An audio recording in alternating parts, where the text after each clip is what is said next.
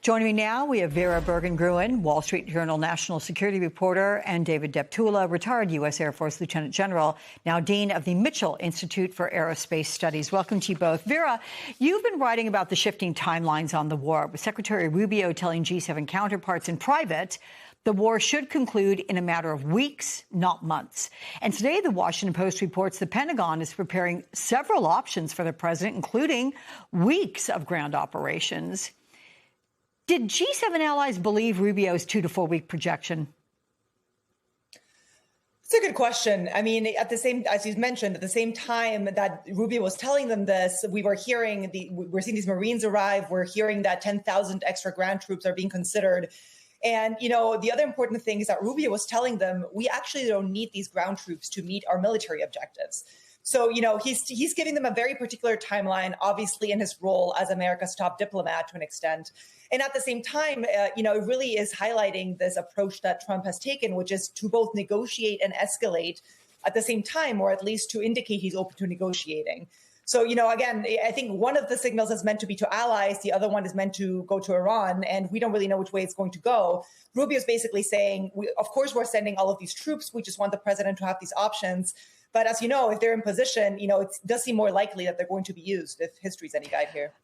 But Vera, what does it say on the heels of Inzamam and his reporting there from Dubai that the Gulf states don't want this to just end in a ceasefire? They want regime change. We've seen the president decapitate leadership in day one, and yet we're still here fighting. You know, you've stopped hearing U.S. officials speak as much about regime change now. So, you know, as you mentioned, I mean, that was Trump's initial video. That was one of the main takeaways. Now, you know, they're really, really distracted and focused much more on the economic fallout. So, you know, most of these negotiations that we're discussing aren't really even talking about some of the military objectives or about regime change. They're only discussing, you know, containing the economic fallout, reopening the Strait of Hormuz. So, again, it's been these multiplying reasons and goals and end games that they're putting out there. And regime change, you know, does seem to have gone to the bottom of the list for now. General, as 3,500 of 8,000 expected U.S. Marines and sailors arrived in the Middle East, the Wall Street Journal is reporting the Pentagon is considering sending an additional 10,000.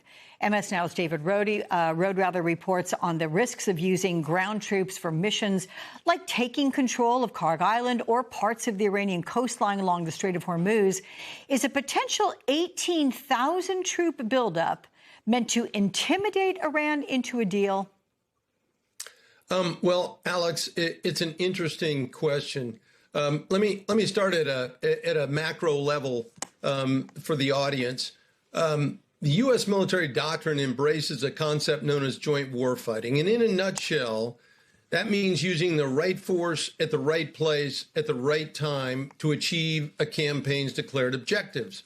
So it's not unusual to see Central Command contingency planning involve ground forces. Particularly if diplomacy stalls and maritime pressure in the Gulf persists.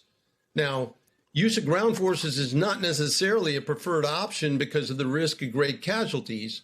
However, there may be an option if there are objectives that cannot be accomplished any other way. A perfect example is physically securing Iran's enriched uranium. So the idea of, are we going to use them? Or are we not going to use them? Frankly, that is going to depend upon the equation in terms of what is their intended purpose to achieve what particular outcome or effect.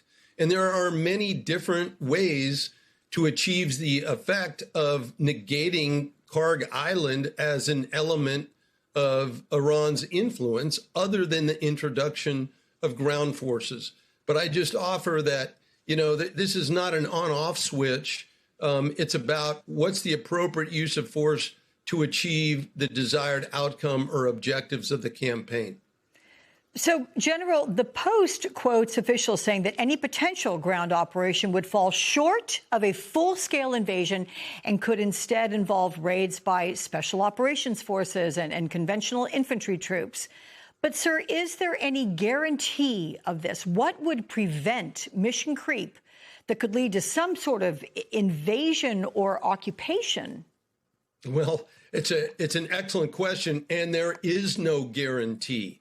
There are no guarantees in war because the level of uncertainty, and then on the side of those who are initiating the operations, in this case, the United States and Israel, what are the specific desired outcomes?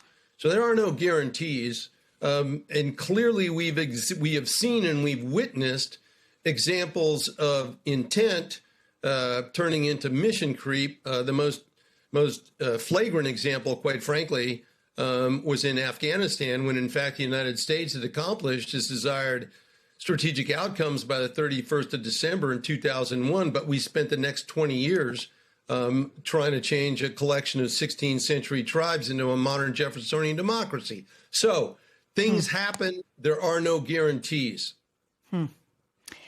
Secretary Rubio, Vera, also said that the U.S. can meet its objectives in Iran without any ground troops, adding that U.S. objectives remain the same. But was he clear on what those objectives are? Again, depending on the audience, in this case, speaking to his counterparts there in France, he defined them quite narrowly again. And you've seen Rubio and some others kind of narrow the scope in terms of, taking out certain some of Iran's capabilities, kind of outlining very narrow military objectives and saying these are the things we're actually trying to accomplish, and then we're gone. But again, as we've discussed, the reason that some of those troops are there and the reason that they're coming up with all these other plans is because of this broader regional war that has been unleashed by the decision to attack in the first place. So now, they're discussing, part of his meeting with these European allies was to discuss the post-fighting plan.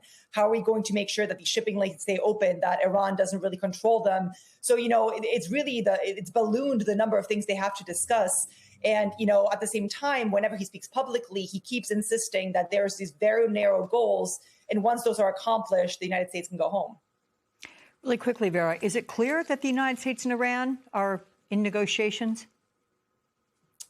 As we noted, not in direct conversations. They keep indicating, both sides, that they're open. We saw this flurry back and forth earlier this week from a U.S. proposal, which was basically like a maximalist wish list of all the things they wanted. Iran says that's unacceptable. They sent theirs back. So as of now, at least, it doesn't really look like, it looks like they're talking past each other, but they're both still indicating they want to talk. Okay. Lieutenant General David Deptula and Vera Bergen-Gruen, thank you both so much.